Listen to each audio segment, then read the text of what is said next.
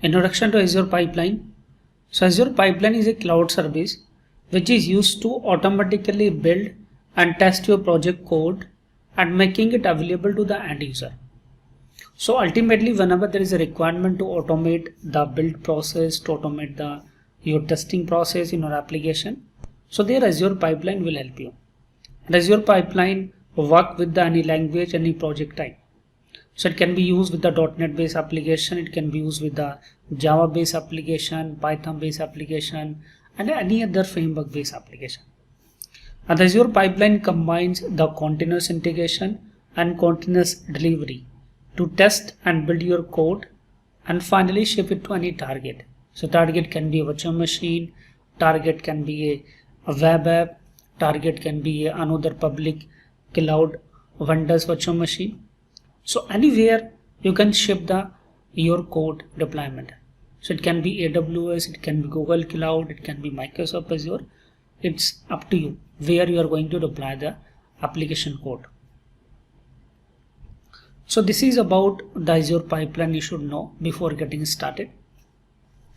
In the next video, I will tell you about what is continuous integration and what is continuous delivery, so that you having the clear picture how the CI/CD we are going to build with the help of Azure Pipeline. Azure Pipeline structure.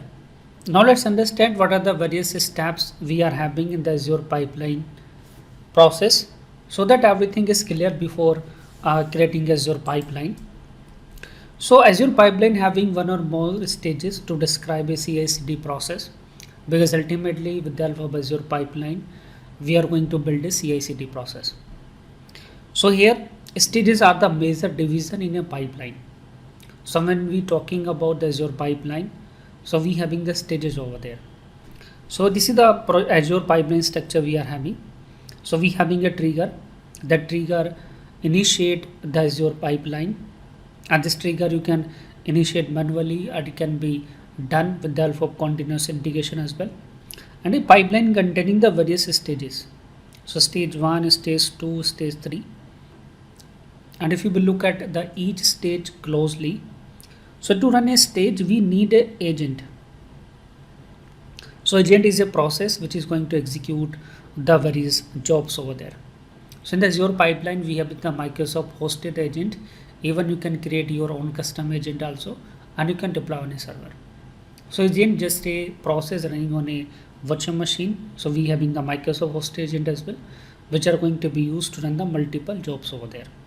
Even sometimes you might be using the multiple agent for running the multiple stages over there. And if you look at closely at each step, so each step containing the few script, and it is containing the task to execute them. And finally in the few step we publish the artifact. So what are the code actually we build? So finally we need a publish code. That publish code we need to deploy to our target machine. So the target can be a app service, let's say web app, it can be the API app in the Microsoft Azure, it can be a virtual machine. So this is the way we need a publish. We finally get a publish artifact after the stage build as an output. If you are building a pipeline for the Azure build, and this publish artifact we can use as an input for the release pipeline to finally deploy the code to the production machine over there. So these are the things we are having in the Azure Pipeline. And if you look at the Azure Pipeline platform support, so Azure Pipeline is supported for multiple platforms. Azure Pipeline platform support. So now let's see where we can use Azure Pipeline for deploying the code. So Azure Pipeline is not only for the .NET based application. Any type of application you can configure with the help of Azure Pipeline, and wherever you are willing to publish the code, it can be deployed. So let's have a look at the platform support over there. So Microsoft Azure Pipeline is available here to support the .NET Core based application, Java based application, PHP based application, Python based application, Node.js, Go language. Even we can deploy the Docker based application also. We are having the support for Xamarin, Xcode, NuGet, NPM. So you can see what are the most popular framework and the languages are available. Azure pipeline can be configured with those framework and the platform. So it's up to you where you are willing to provide the deployment of your code and like to which code you are willing to integrate it. So Azure Pipeline is a cloud service which is going to help to create a CI/CD pipeline for the project you are building either using .NET, Java, PHP, Node.js or Python. Now let's understand what is continuous integration. So continuous integration means it is an integration of complete code in the common repository which is shared across the team. Obviously, when you're working on a project, so a team of the developers is working on the project and the developer team commit the changes to the source control. It can be the Git, it can be the GitHub, or like it can be the TFS. So every time when the developer is committing the changes, so based upon those changes, we should trigger the build, or you can say we usually trigger the build so that we verify whatever the changes has been committed so far. So when they are going to integrate with the existing code, so there is no error while building the application. So in the continuous integration, the flow is here. We having the multiple developers in the team, and when a developer will commit the code, that code will obviously commit it to the version control repository like Git, TFS or like GitHub, and we having a continuous integration server. This server automatically pull the committed changes recently the developer did, and based upon the changes it entirely build the application. And what are the test cases we are having behind the scene, those test cases also going to be checked over there. If everything is working fine, so it further proceed to the next level for creating a build, or you can say for providing the build to the release pipeline. If there is any error in build process, so it will provide a detailed report to us, like this is the point where the build has been failed. So continuous integration is actually a important thing when we are going to commit the changes and we are going to verify whether the changes are committed by the developers are going to impact the entire build lifecycle or not. So in summary, the continuous integration is all about to build the code whenever a developer commit the changes, and based upon the committed changes it provides us a detailed report whether it has been successful or whether it has been failed. So this is about the continuous integration you should know. Continuous delivery. Continuous delivery is the next step for the continuous integration. So what happens when the developer is committed the changes to the version control repository? So from there the CI server pull the changes and build the code and try to pass all the test cases. If all the test cases are going to pass as per the business acceptance, so we can deploy the code on the production environment. Or it's up to you what are the environment you are using for deploying the code. So you can deploy the code to the development environment, you can deploy the code to that staging environment, or you can deploy the code to the production environment. So after the continuous integration, we deploy the code to the specified environment over there. So this is about the continuous delivery. Now let's understand the continuous delivery and continuous deployment, how these two things are different from each other.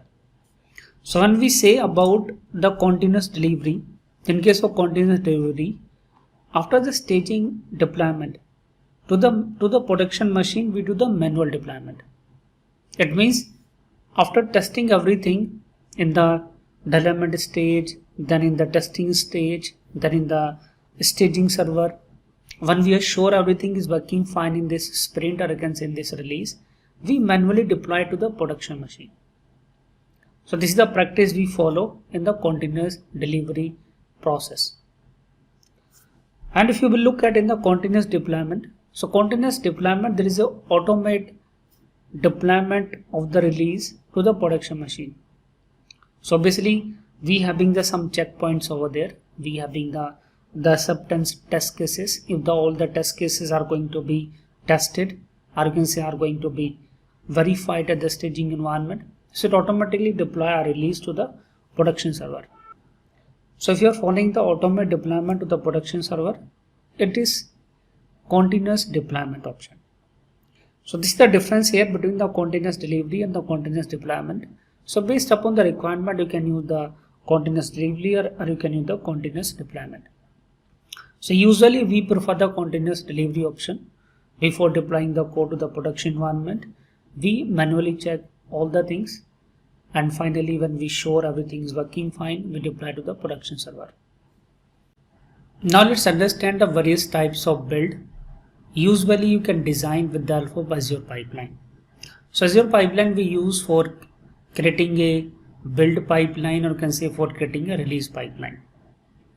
So if you look at the types of build, so we can categorize in, let's say, continuous integration build, where every time when the developer will commit the code, so CI server will pull the committed code and will compile it and test all the necessary test cases.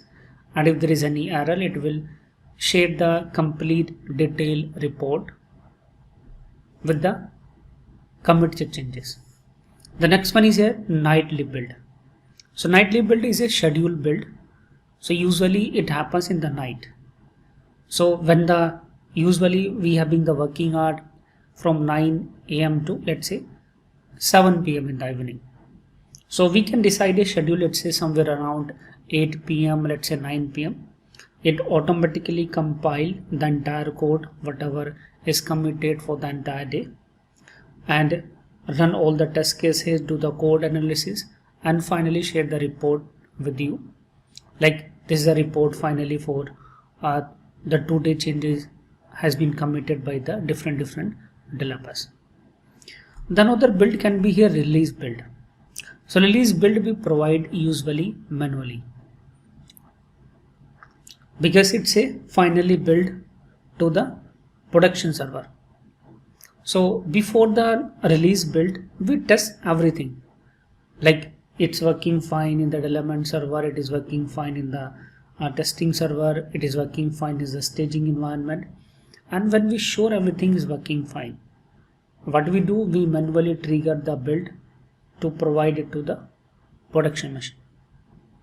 So these are different types of build we can have, and in fact based upon your organization process, based upon your organization way of working for the build, you can create different types of builds also, but usually we create these types of build. Azure release pipeline. So far we have successfully created the build pipeline.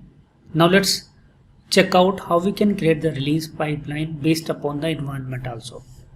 So if you look at here, usually we create the release pipeline to the development environment separately, then we can have the UAT, then we can have the production one. It's up to you how many stages you are willing to create over there. Even in place of the dev and the UAT, you can have the staging also. So what I'm going to do here in the web app, I don't have any environment. Whatever the web app I'm having over there. So if I will create a release pipeline, so that directly deploy the code to the production environment. So to create the stages over there, let's go back to the web app.